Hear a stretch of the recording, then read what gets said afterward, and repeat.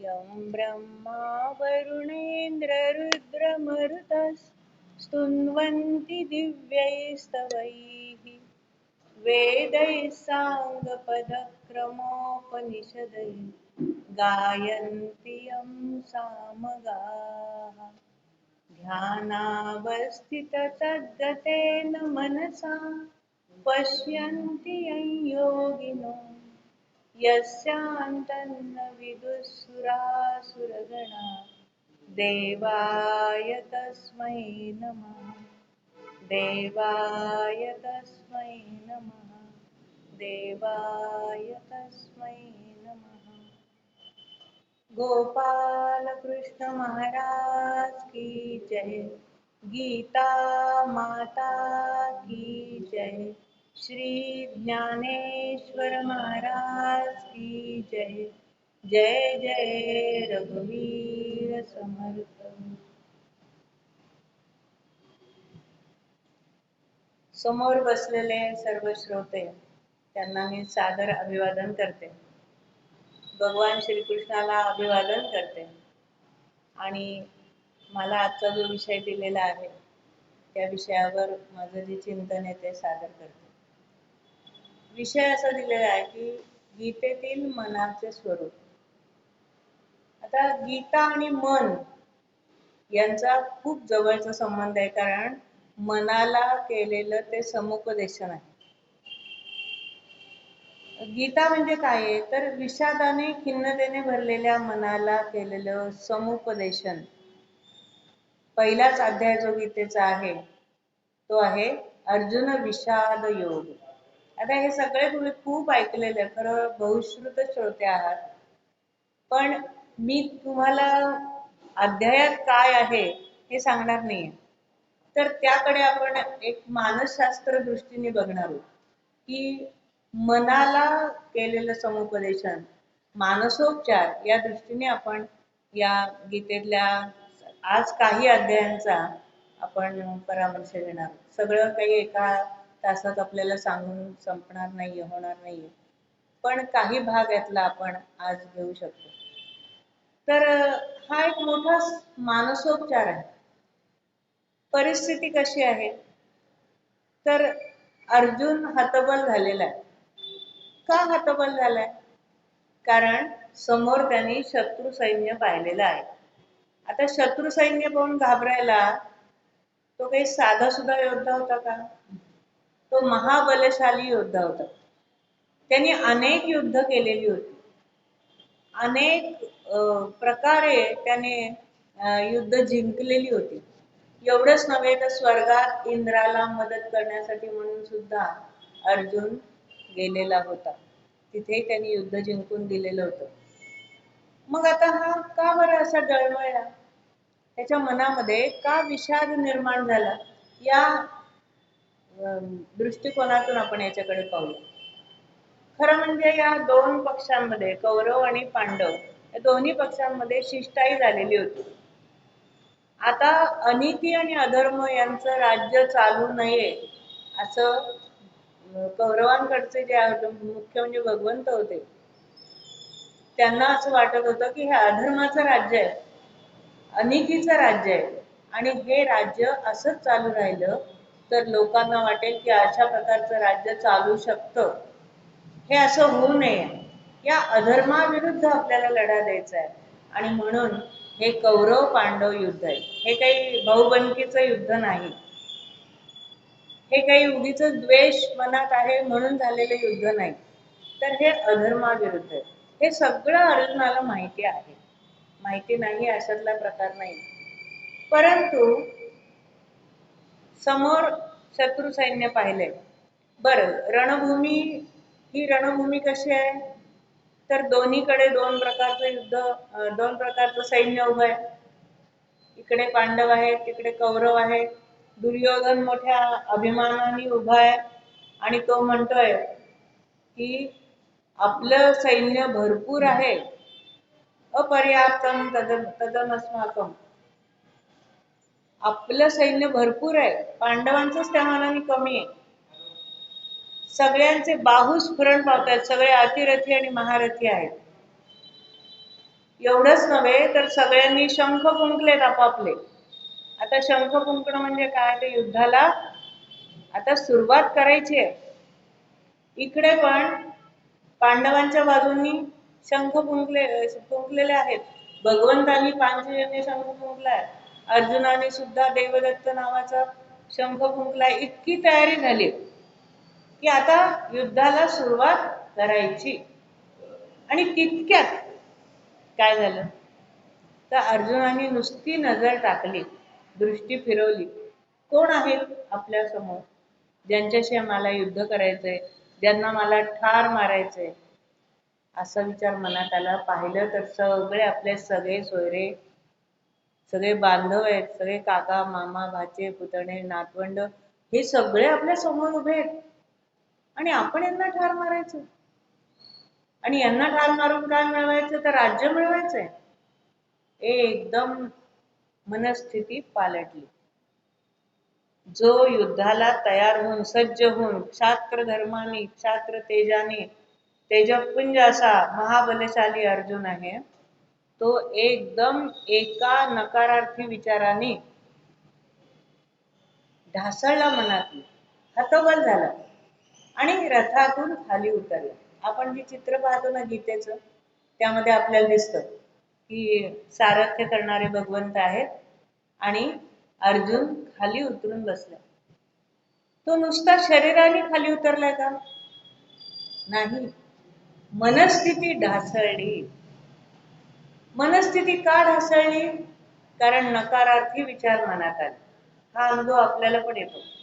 आपण अर्जुनच आहोत, फक्त एवढंच आपण महाबलशाली नाही आहोत किंवा कृष्णाचे फार लाडके नाही आहोत, पण अर्जुनाची जी सामान्य स्थिती आहे मनाची, ती आपली पण आहे.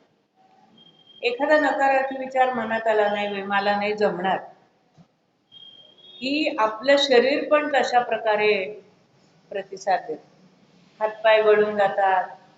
अर्जुनाचं नाही का असंच झालं, किती त्याच्या शरीरावर त्या नकारार्थी विचारांचा परिणाम झाला. सीदंती मम गात्राणि मुखांच परिशुष्यति वेपतुश्च शरीरे मे रोमहर्षश्च जायते गांडीवं स्रंसते हस्तात् त्वक्चैव परिदह्यते न च शक्नोम्यवस्थातुं भ्रमतीव च मे मनः. आपण मनाचा विषय बोलतोय.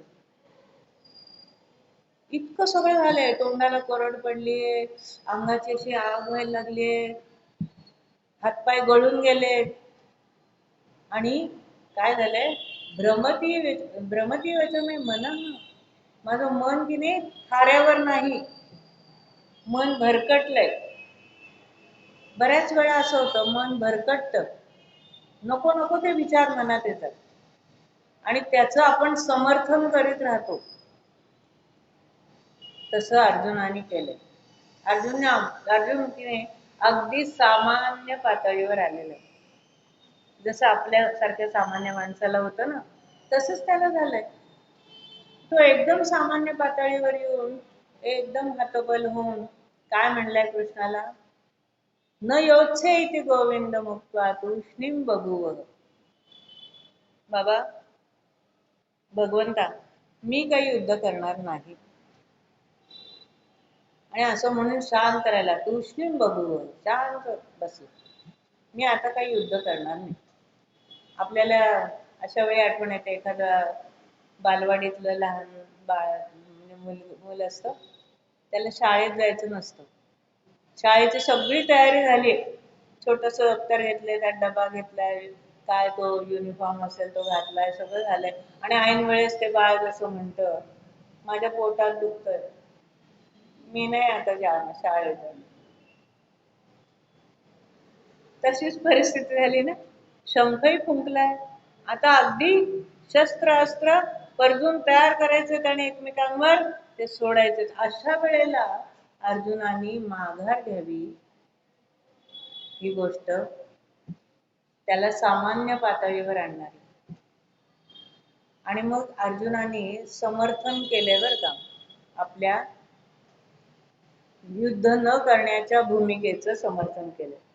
काय म्हणतोय तो, की मी जर हे युद्ध केलं तर काय होईल, हे सगळं राज्य नष्ट होईल, कुळधर्म नष्ट होईल, कुलस्त्रिया भ्रष्ट होतील, पितर नरकात जातील.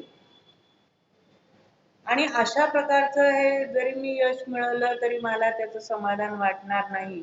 न कांक्षे विजयम कृष्ण न च राज्यम सुखानि च किन्नो राज्येन गोविंद किम भोगैर जीवितेन मम.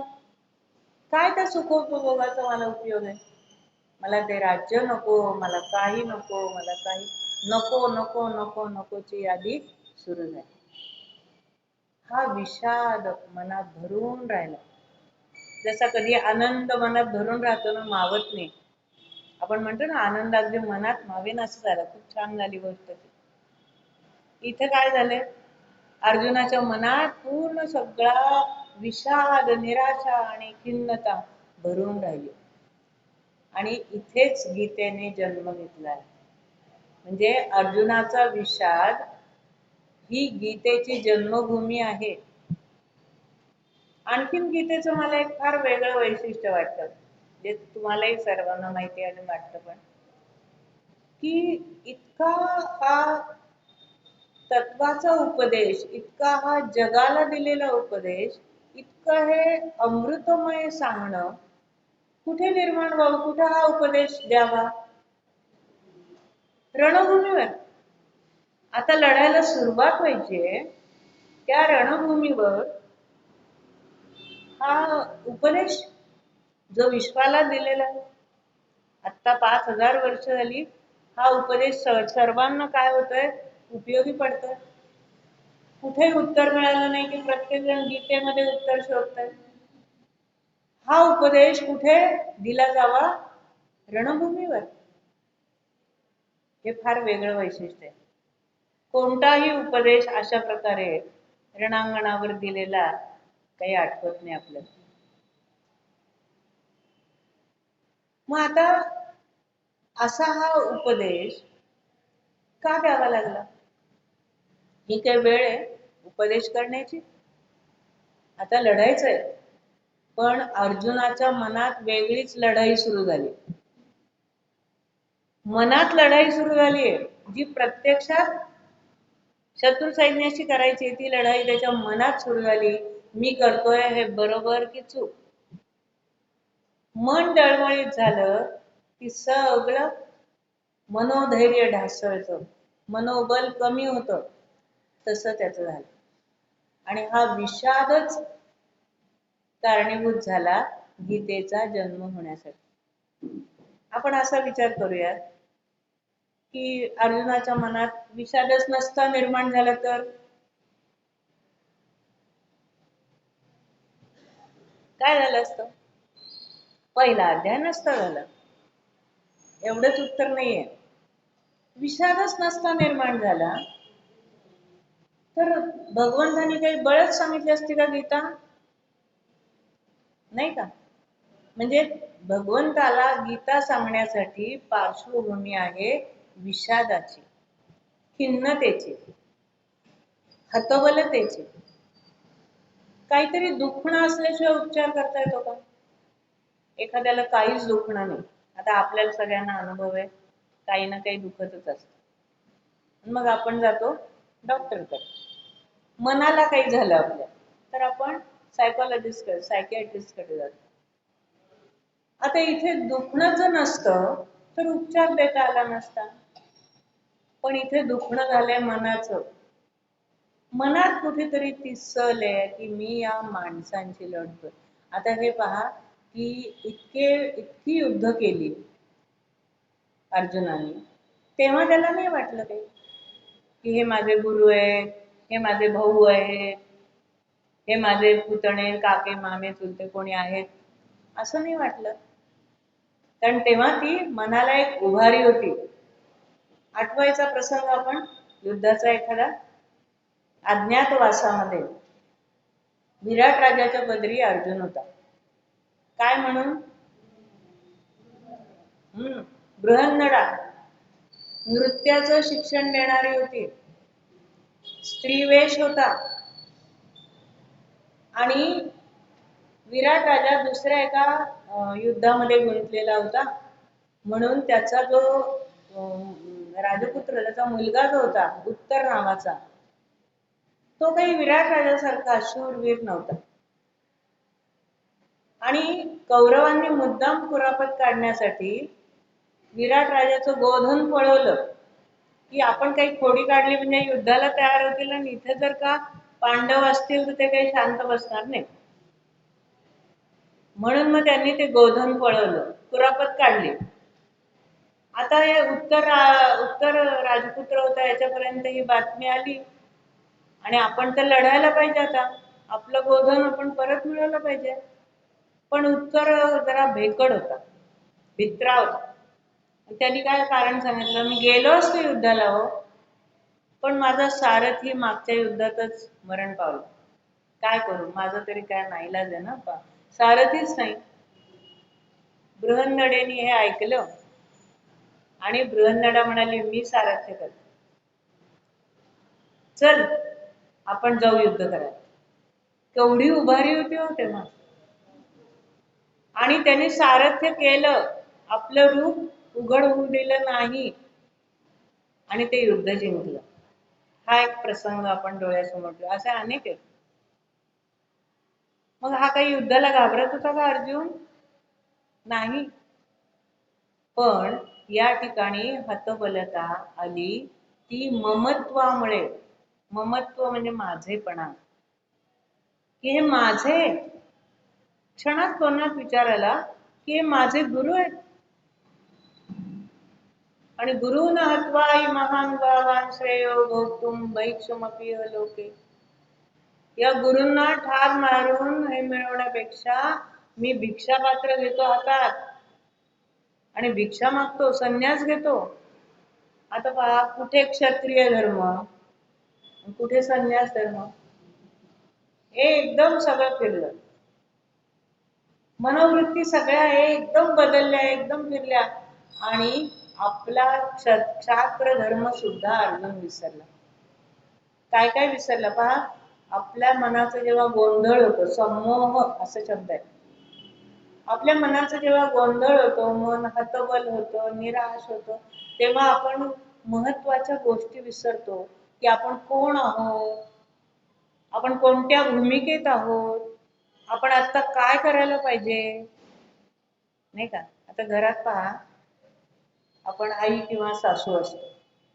इथे बऱ्याच ज्येष्ठ महिला दिसतात म्हणून हे उदाहरण आहे.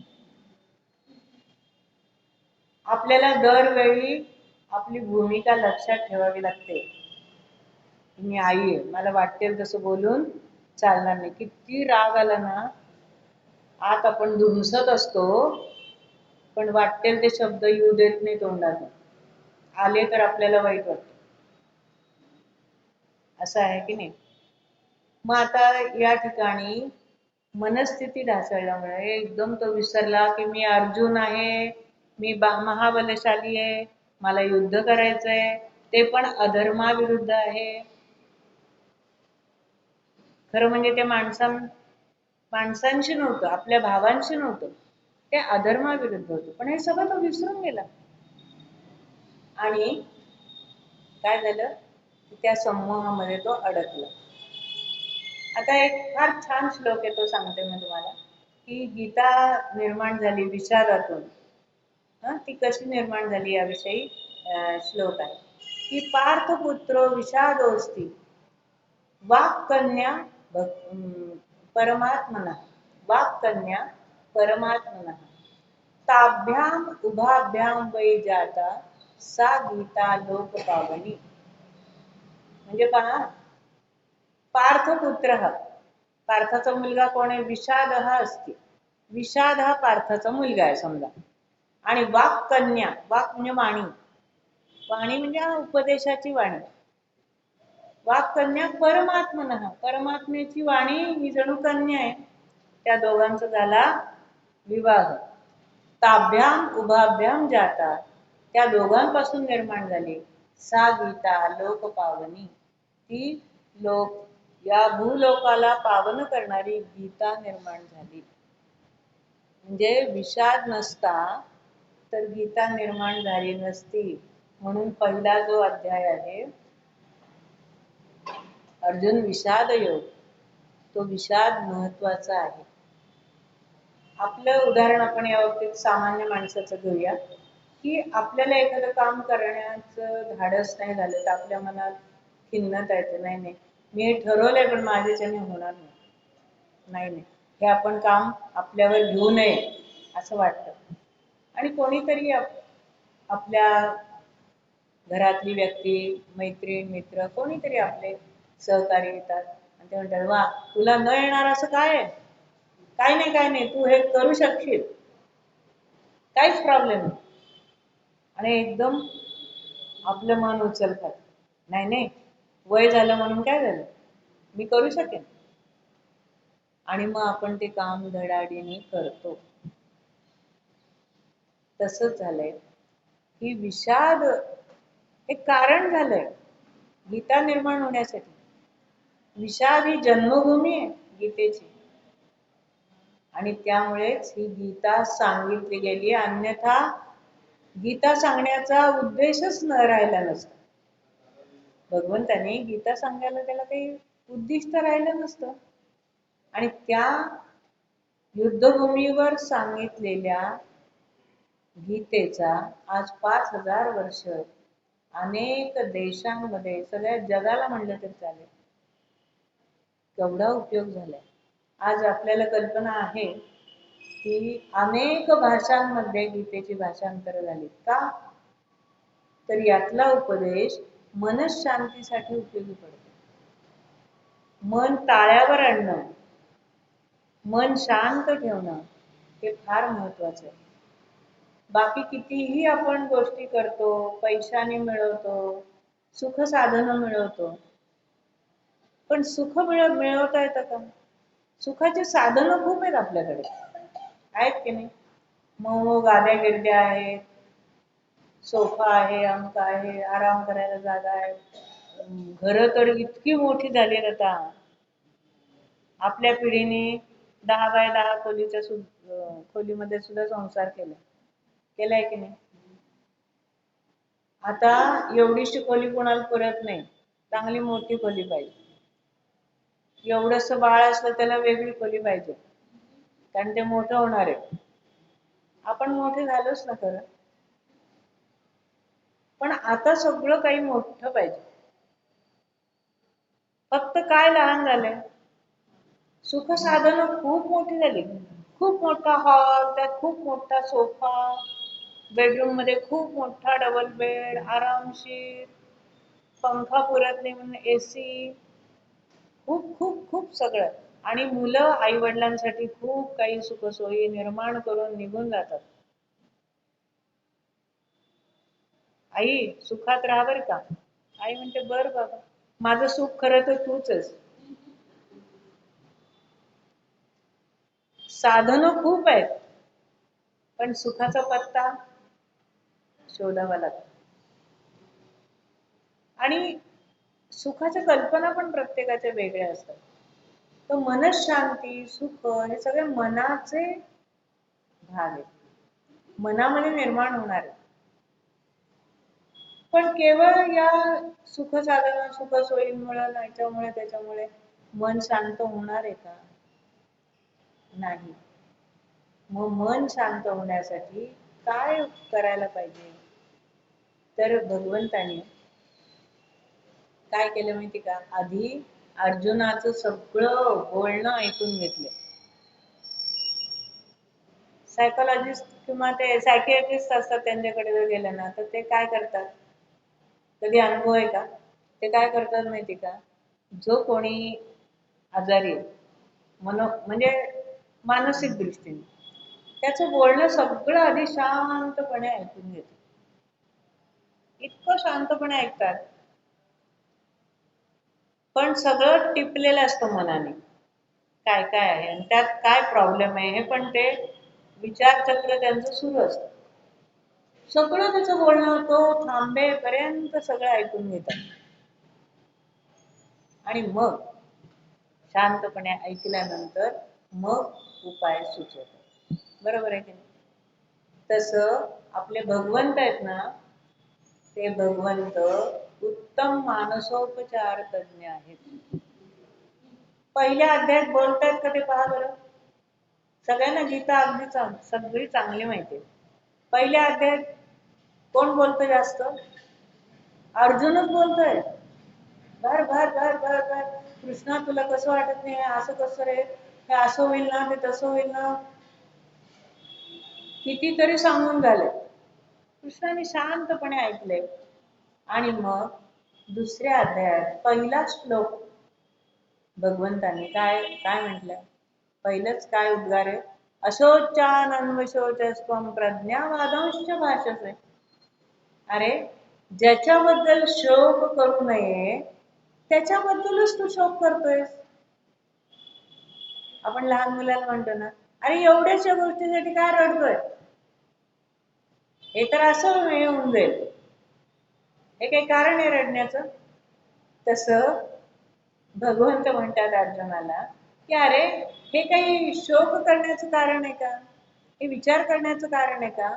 छे, तू नाही त्या गोष्टींचा विचार करतो आणि वरती शहाणपणाचं बोलतोयस. प्रज्ञावादांश्च भाषस, वरती मला शिकवतोय असं होईल तसं होईल. तोपर्यंत भगवंत म्हणजे परब्रह्म आहे माहिती नाही. थेट कुठे कळलंय? 11व्या अध्यायात. तोपर्यंत त्याला माहितीच नाही, पत्ता नाही भगवंत म्हणजे कोण आहे. आपला मित्र, आपला भाऊ, आपला सखा, एवढंच माहिती. म्हणून तर शहाणपणाचे बोल नाही का बोललाय ना. तर मग काय केलं भगवंतानी पहा, म्हणजे कसे ते मानसोपचार करतायत हे आपल्या लक्षात येईल. मग त्यांनी आत्म्याचं अमरत्व सांगितलं. आता ते मी सांगणार नाही कारण तो आपला विषय नाही. आपण याच्याकडे कसं पाहायचंय ते मी आज सांगणार. आत्म्याचं अमरत्व सांगितलं कशासाठी? तर बाबा, प्रत्येकाच्या देहामध्ये जीवात्मा हा आत्मा आहे. तो आत्मा अमर आहे. देह फक्त काय आहे? देह जाणार आहे, आत्मा तर अमर आहे. वासांसी जीर्णानि यथा विहाय नवानि गृह्णाति नरोपराणि तथा शरीराणि विहाय जीर्णान्यन्यानि संयाति नवानि देही. अरे, एक वस्त्र फाटलं ते टाकून देताना दुःख करतो का आपण? तसंच आहे हे देहाचं वस्त्र जुनं झालं की टाकतो आणि नवीन धारण करतो आत्मा. याच्यात कसलं आलंय खेद आणि दुःख? असं ते सांगतो. कशासाठी? तर अर्जुनाच्या मनात असं होतं की मी मारणार म्हणूनच हे कौरव मरणार आहेत. काय होतं? मी मारणार म्हणूनच हे मरणार आहेत. मी मारणार आहे ते मरणार आहे. युद्ध म्हणजे काय असतं? मरणं आणि मारणं, मारणं आणि मरणं. मी मारणार आहे तर हा मी जो आहे हा काढायचा होता. मी मारणार हा जो थोडा गर्व आहे त्याच्या मनात, तो काढून टाकण्यासाठी त्यांनी आत्म्याचं अमरत्व सांगितलं. त्यानंतर काय सांगितलंय? आत्म्याचं अमरत्व झाल्यानंतर त्यांनी समजावून सांगितलंय की बाबा, या बाबतीत सुख दुःखे समे कृत्वा लाभा लाभो जया जयो, ते सांगितलं. हे सगळं समान मानलं पाहिजे. सुख आणि दुःख, लाभ हानी, या द्वंद्वात तू सापडलायस. संसारामध्ये इतकी द्वंद्व असतात ना, त्या द्वंद्वामध्ये आपण अडकतो. हे करू का नको, हे करू का ते करू, अमुक असं आहे का तसं आहे, इतकं प्रत्येक क्षणी आपल्या मनात द्वंद्व असतं. अर्जुनाच्याही आहे. ते तर फार मोठं द्वंद्व आहे. आणि म्हणून हे द्वंद्व मनातलं काढून टाक यासाठी सांगितले. आणि नंतर आता हे थोडक्यात सांगते आणि मग स्थितप्रज्ञाची लक्षणं सांगितली. आता स्थितप्रज्ञाची लक्षणं सांगण्याचा उद्देश काय?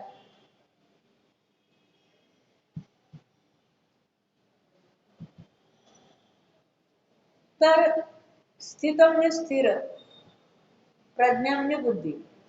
ज्याची बुद्धी स्थिर आहे त्याचं मन आपोआप स्थिर राहतं. आणि मन स्थिर राहिलं की योग्य निर्णय घेतले जातात. योग्य प्रकारे वर्तन घडतं, योग्य प्रकारे कार्य आपल्या हातून घडतं. आपण जेव्हा काहीतरी घाईघाईत निर्णय घेतो, चुकीचा घेतो, तेव्हा सगळं आपलं फिसकटतं काम. पण जेव्हा शांत रीतीने विचार करून आपण पावलं टाकतो, तेव्हा ते काम आपलं यथास्थित होतं. हा आपल्याला पण अनुभव, म्हणजे आपल्या जीवनाशी गीता जोडलेली आहे खरं तर, हे मला सांगायचं.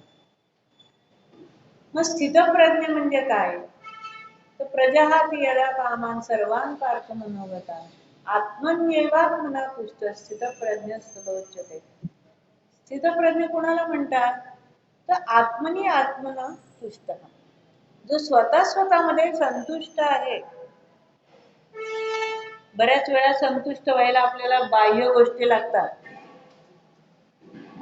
काय लागतात बाह्य गोष्टी? शब्द स्पर्श रूप रस गंध 5 विषय, यांना संतुष्ट करणाऱ्या गोष्टी असतील तर आम्ही संतुष्ट होतो.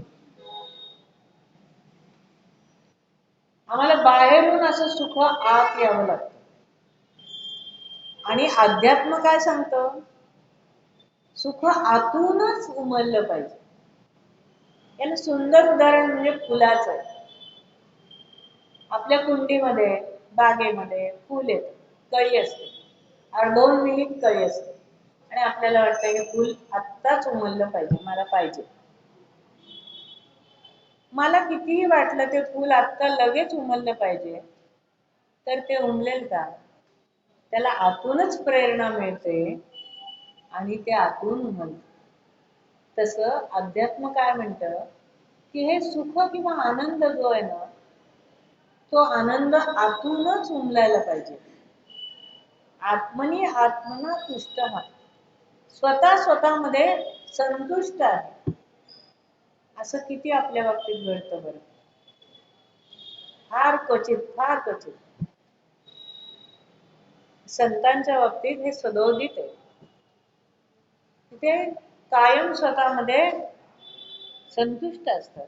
एक फार सुंदर उदाहरण मला ज्ञानेश्वरीतलं आवडतं सांगायला, ते मी सांगते की बार्शीये विण सागरू जळे जैसा निर्भरू तैसा निरुपचारी, तैसा निरुपचारू योगी जाणे. खरा कर्मयोगी कसा असतो?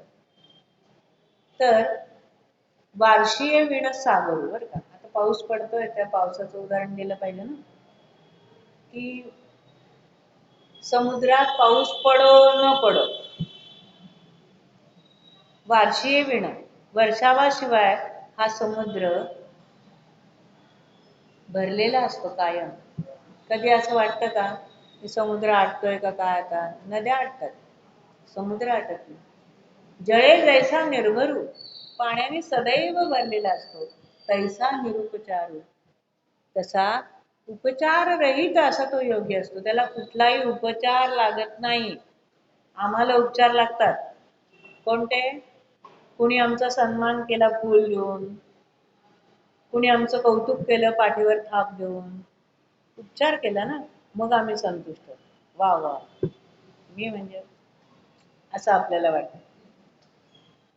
म्हणजे बाहेरून कोणी आमचं काही कौतुक केलं, आम्हाला सुख लाभलं, आम्हाला छान दिसलं, आम्हाला छान खायला मिळालं, आम्हाला छान ऐकायला मिळालं, मग आम्ही संतुष्ट होतो. हा उपचार आमच्या असतो. पण योगी जो असतो त्याला बाह्य उपचाराची गरज नाही. आता हे अर्जुनाला सांगण्याचं कारण काय? स्थितप्रज्ञाची लक्षणं का सांगायची? तर अर्जुन एका वेगळ्या पातळीवर आहे आणि त्याला आणखीन वरच्या पातळीवर न्यायचंय भगवंताला. भगवंताला असं वाटतं की अर्जुनाला मला जे जे वाटतंय ना ते मी सांगितलंच पाहिजे. वाणीचा असा ओघ आहे भगवंताचा, आणि तो ओघ अर्जुनाच्या मनावर वाहत येतोय. आणि मग अर्जुनाला काही शंका पण येत आहेत. म्हणूनच त्यांनी शंका विचारली आधी, स्थितप्रज्ञस्य का भाषा समाधिस्थस्य देशव स्थितधीक किम प्रभाषेत किमासीत व्रजेत किम. त्यांनी विचारली ही शंका. आणि खरा जो कोणी जाणकार शिक्षक असतो ना, त्याला म्हणजे अज्ञानी माणसाने असं म्हणूया, शंका विचारलेल्या फार आवडतं. कारण त्याचं ज्ञान त्या शंकांना उत्तर देण्यासाठी उत्सुक असतं. भगवंताची वाणी अशी आहे, मन शांत करणार. आणि म्हणून तो वाटच पाहतोय भगवंत, हा शंका विचारू देत, मग मी याच्या शंकेचं उत्तर देतो.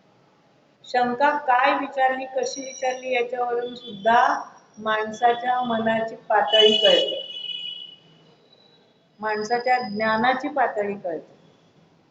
आणि म्हणून त्यांनी शंका विचारली आणि भगवंतांनी 18 श्लोकांमध्ये स्थितप्रज्ञाची लक्षणं सांगितली. किती? 18 श्लोक. आणि त्यातलं महत्वाचं मी हे घेते की आपलं मन जे आहे ते कशामुळे भरकटतं, बुद्धी कशामुळे मलिन होते.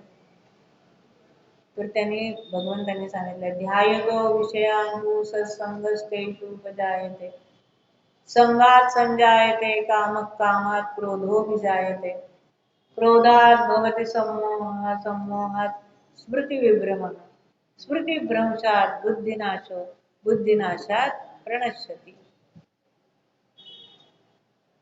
काय आहे? अधःपतन. ध्यायतो विषयांतुसच. मनुष्य काय करतो? विषयांचं ध्यान करतो. आपल्याला जर कधी शांत बसायची वेळ आली ना, आपण असे शांत बसलेलो, पण मन आतून काय असतं? उसळलेलं, खळबळलेलं असतं.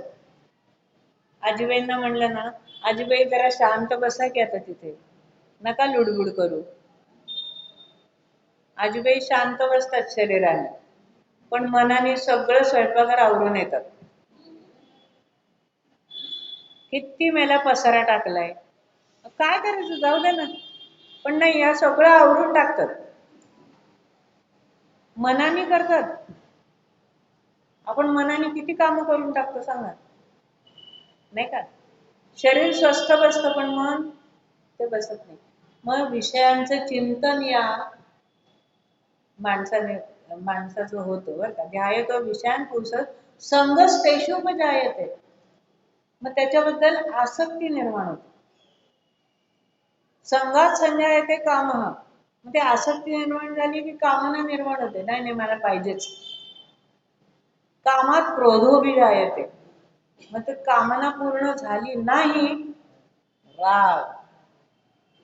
चहा मागितला, साधा चहा, त्या सुनेला वेळ नसली म्हणते आता जाऊ दे ना, नंतर घ्या.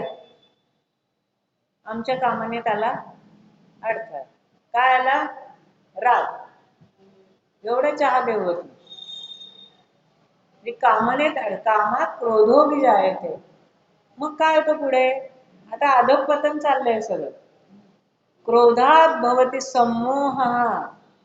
राग आला ना की आमच्या मनाचा नुसता गोंधळ उडतो आणि मग आम्ही सगळं काही विसरतो.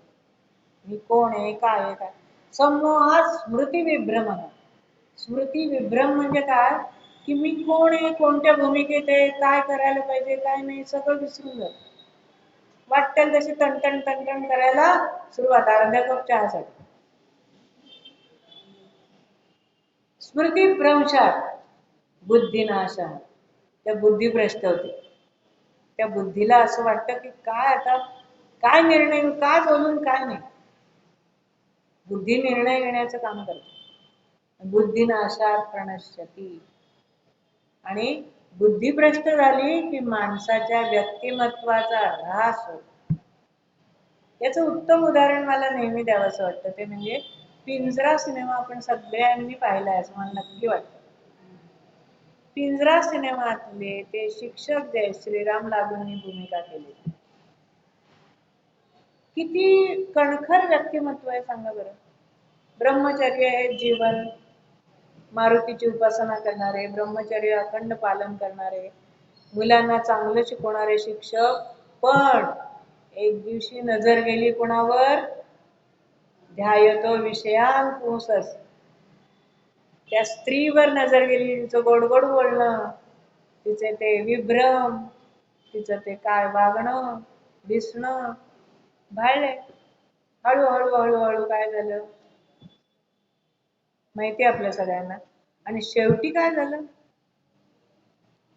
शेवटी सगळं व्यक्तिमत्व जे काही त्यांनी निर्माण केलं होतं, वाढवलं होतं, आपल्या व्यक्तिमत्वाचा विकास केलेला होता, एक आदर्श व्यक्तिमत्व झालं असतं, त्या व्यक्तिमत्वाचा शेवटी ऱ्हास म्हणजे कुत्र्या शेजारी बसून खायला लागलं.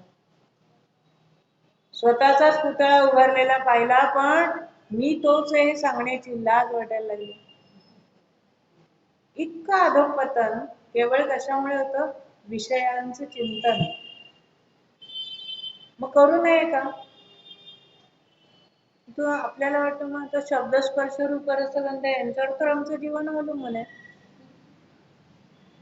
करायचं, पण त्याला काय आहे, मर्यादा आहे. त्याला किती आपण महत्व द्यायचं. आणि मन मन की नाही त्या इंद्रियांच्या मागे, इंद्रिय विषयांच्या मागे जातं, सारखी धावपळ सुरू आहे.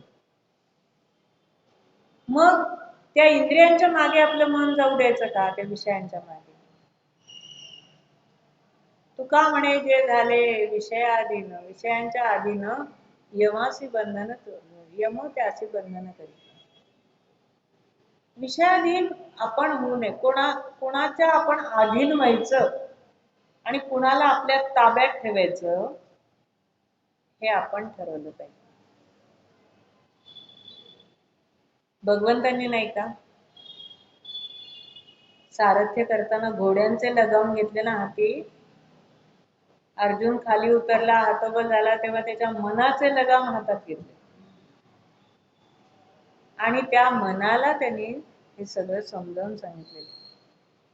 तर असा व्यक्तिमत्वाचा ऱ्हास होतो. म्हणून या विषयांच्या नादी लागायचं नाही. एक सुभाषित ते फार छान आहे, मला ते आवडतं म्हणून सांगते. विषस्य विषयानां तु दूरम अत्यंत मंतरम, उपभुक्तम विषम हंती विषया स्मरणादपि.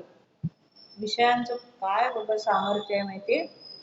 विषय आणि विष असे दोन शब्द आहेत. विषय आणि विष. आता कोण घातक असेल सांगा बरं? आपल्याला वाटतं की नाही विष घातक आहे. बघूया बरं का काय. आता पुढे म्हणलंय याच्यात अगदी खूप मोठा अंतर आहे. दूरम अत्यंत अंतरम, विषय आणि विष यांच्यात फार मोठा फरक आहे.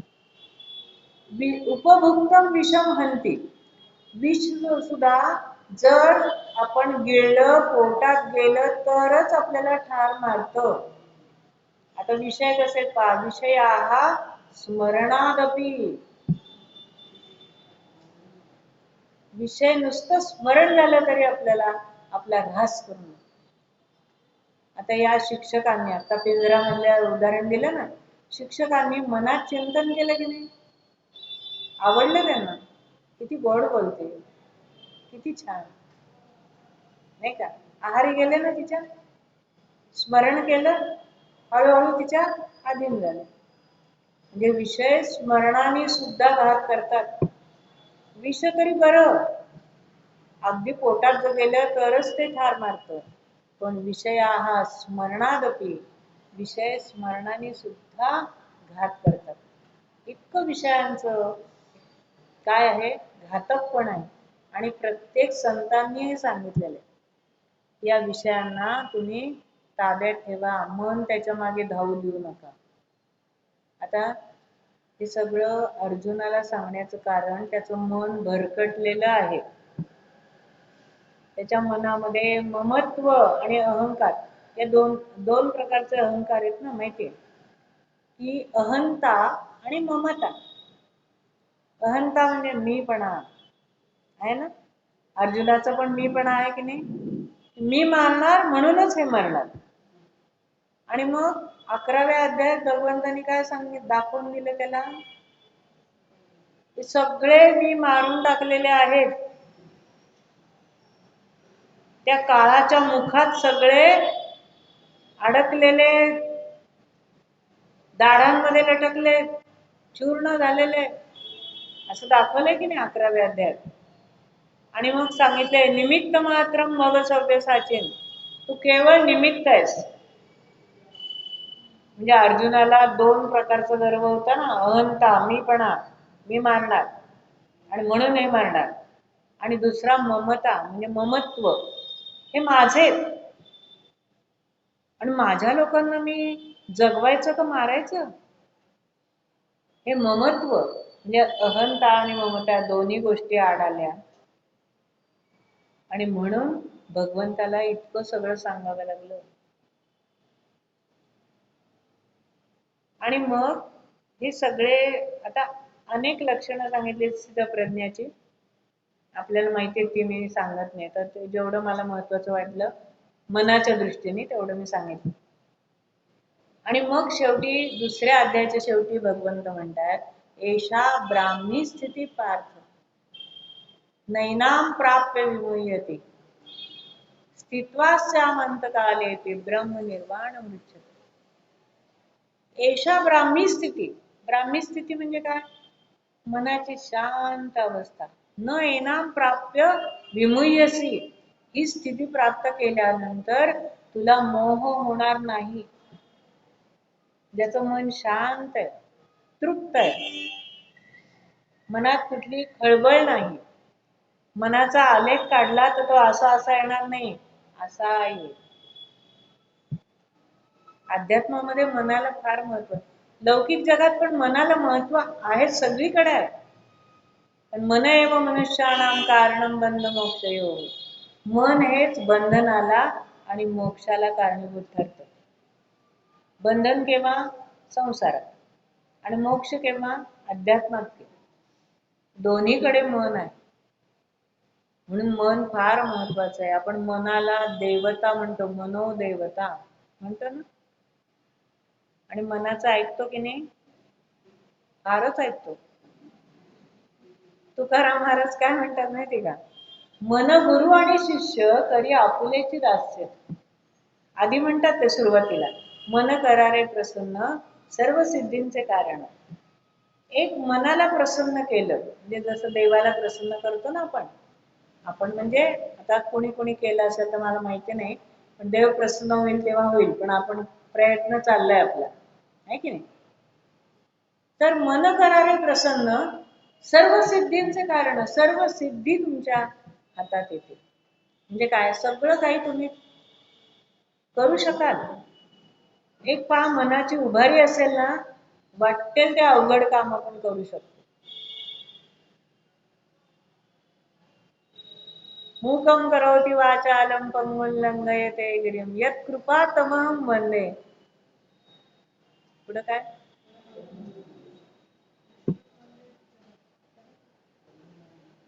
पांगळा सुद्धा, आपण हे बातम्या ऐकल्यात ना, टीव्हीवर पाहिल्यात, वाचल्यात, की पायाने अधू माणसं एव्हरेस्ट शिखर चढून पंगुं लंघयते गिरिं. इतकं कशाच्या बळावर होतं, मनाच्या उभारीवर.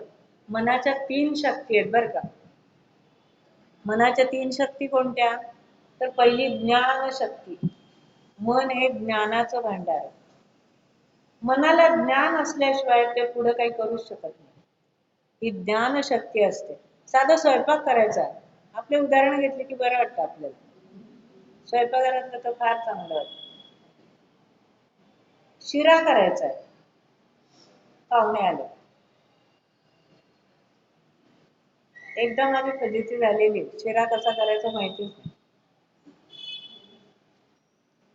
पण आपल्याला ज्ञान असावं लागतं की नाही, की तो रवा भाजावा लागतो. आधी तर सगळं सामान साहित्य आपण घ्यावं लागतं जवळ, नाही तर मग शोधत बसायचं का, रवा भाजताना इकडे साखर शोध, नाही, सगळे सामग्री गोळा करावी लागते. मग ते सगळं, ती प्रोसिजर आहे. आपलं ज्ञान पाहिजे. दुसरी म्हणजे इच्छाशक्ती. नुसतं ज्ञान असून काय उपयोग आहे, शिरा येतोय मला करता, मला करायचंच नाही. सुनबाई म्हणले सासूबाई, करा हो, जरा हे बाळ रडतंय, जरा शिरा करा. नाही, मला नाहीच करायचं. इच्छा नाही, तर होईल कशी आपोआप? म्हणजे इच्छाशक्ती लागते. म्हणजे पहिली ज्ञानशक्ती आहे, दुसरी इच्छाशक्ती आहे आणि तिसरी क्रियाशक्ती. ज्ञान आणि इच्छा असेल तर आपोआप करावं असं वाटतं. लौकिक व्यवहारातलं बघा, आपल्याला जी गोष्ट माहिती आहे, जी गोष्ट करावीशी वाटते ती आपण केल्याशिवाय राहतच नाही. आज मला भजी करूनच खायचे, मला येतात करता, मला इच्छा आहे आणि मी करते. कोणतंही काम करताना आम्हाला त्या मनाच्या 3 शक्ती आवश्यक असतात. अर्जुनाला होत्या की नाही या 3 शक्ती? युद्धाचं ज्ञान होतं, युद्धशास्त्राचं एवढं ज्ञान, धनुर्धारी होता तो, पण इच्छा नव्हती. का बरं इच्छा नव्हती?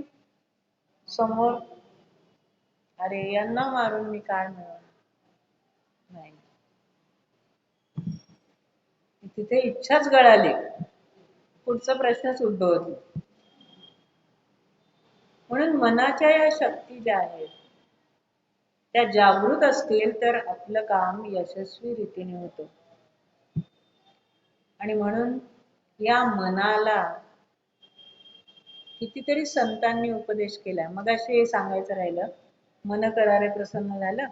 शेवटी काय म्हणतात तुकाराम महाराज? मन गुरु आणि शिष्य करी आपुलेची दास्य. आपण पहा, मन एकच आहे की नाही आपल्याला? हो म्हणा बरं, एकच आहे ना? मी म्हणते 2 आहेत. एक गुरु आहे आणि एक शिष्य. 2 मन कशी? आपण म्हणतो एक मन म्हणतंय गीता धर्ममंडळात जावं, दुसरं मन म्हणतंय त्या आलेल्या बाई नीट बोलतील का नाही, नकोच जायचं. आता दुसरं मन कुठून आलं? गुरु आणि शिष्य. जे मन गुरु असतं ते आपल्याला योग्य मार्गावर नेतं, आणि जे मन शिष्य असतं, जे आडमुठं असतं ना, ते आपल्याला कुठल्या तरी भलत्याच मार्गाने नेतं. मग आपण नंतर म्हणतो उगीच बाई आलं, नाही का? असं केलं असतं तर बरं झालं असतं. म्हणजे मनाला फुटलेले 2 फाटे आहेत. बहुशाखा यनंताश्च बुद्धयो व्यवसायिनः म्हटले ना, की ज्यांची बुद्धी स्थिर नाही ना, बहुशाखा, त्यांच्या बुद्धीला फाटे फुटतात.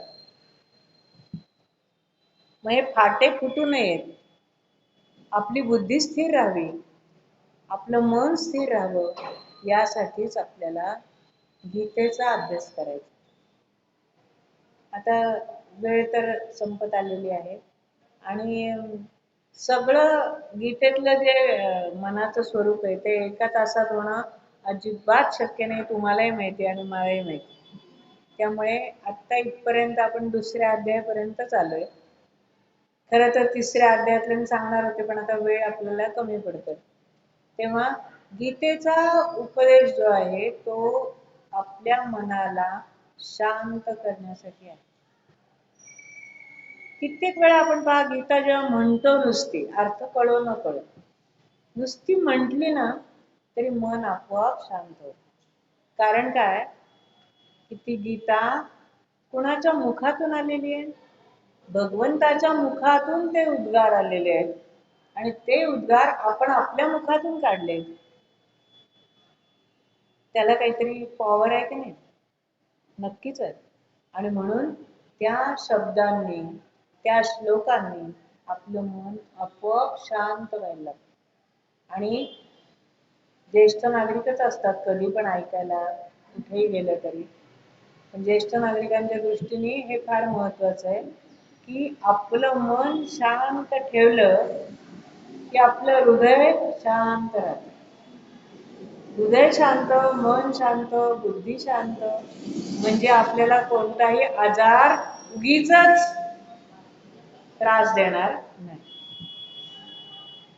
आणि म्हणून हे मन शांत ठेवण्यासाठी रोज गीतेचा अभ्यास काही ना काही आपल्याला जो शक्य होईल तो नक्कीच करावा असं मला वाटतं. मी स्वतः हा करते म्हणून मला सांगण्याचं धाडस आहे की हा अभ्यास आपण रोज करावा.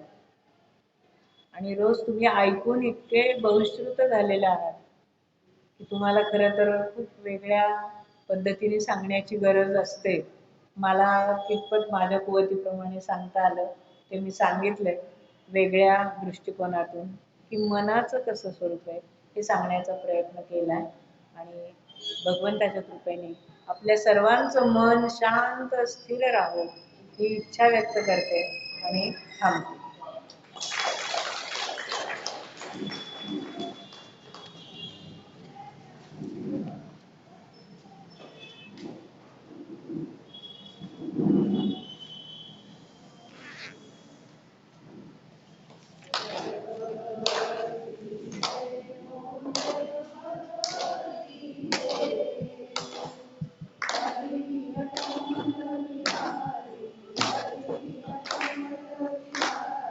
सुंदर सुपुनीत ओम जय भगवती कर्म सुमर्म प्रकाशिनी कामाशक्ति हरा तत्वज्ञान विकासिनी तत्वज्ञान विकासिनी विद्या ब्रह्म परा ओम जय भगवती निश्चल भक्ति विदायिनी निर्मल मनहारी शरण रहस्य प्रदायिनी शरण रहस्य प्रदायिनी सब विधि सुखकारी ओम जय भगवती राग द्वेष विदारिणी कारिणी मोद सदा भव भयहारिणी तारिणी भव भयहारिणी तारिणी परमानंद प्रदा ओम जय भगवती आसुर भाव विनाशिनी नाशिनी कमरजनी दैवी सद्गुणदायिनी दैवी सद्गुणदायिनी हरिरसिका सजनी ओम जय भगवती समता त्याग सिखावनी हरिमुख की बानी सकल शास्त्र की साथी सकल